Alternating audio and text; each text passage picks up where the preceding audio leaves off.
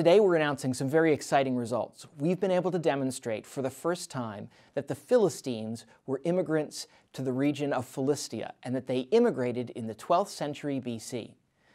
In the past, people have searched for these Philistines and for their origins. First, they looked at ancient texts. The Bible mentions that the Philistines came from Caftor. And as scholars have studied Caftor, they realized that at least in the second millennium, Caftor was Crete and its vicinity.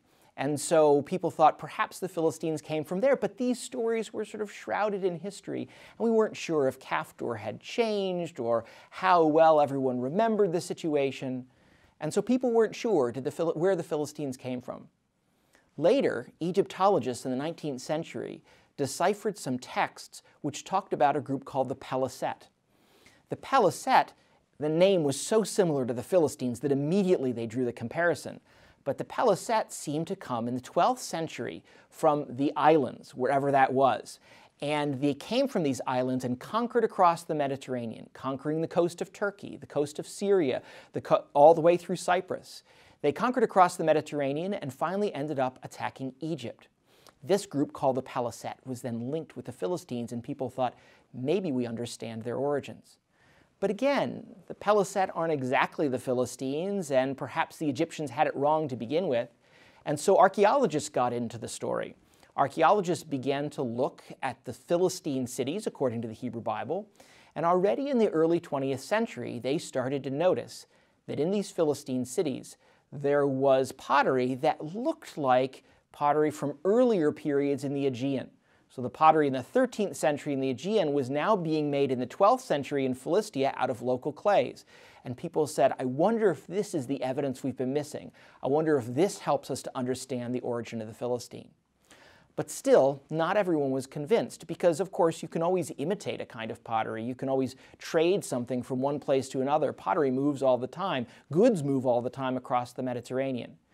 And so for a long time, we've been asking, how can we finally show where the Philistines came from? The Philistines themselves, not the things they made, not what ancient texts say about them, but the Philistines themselves. For 30 years, we excavated at Ashkelon looking for the ancient Philistines. We found Canaanites, we found early Philistines, we found later Philistines, and now, with the new technology provided by the genetic scientists, we can start to understand the story that these bones tell.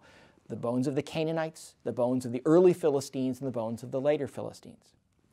What we found was very exciting.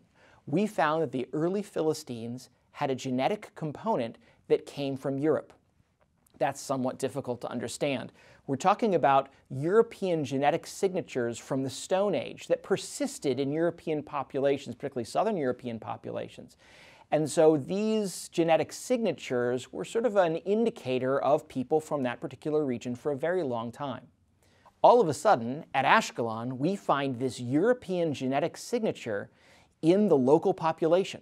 When we look at this new genetic input from the West, we find it in infants from the 12th century BC. Now this is interesting because these are not individuals who could have traveled. These are newborn children.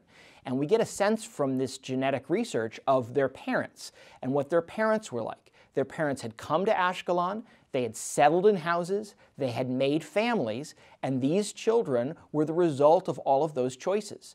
So when we look at these children, we're not looking at seafarers or merchants or people who traveled, but we're looking at the result of immigration and family building, and we see in these infants these patterns that indicate to us that the parents of these infants came from overseas and were immigrants to the region in the 12th century BC.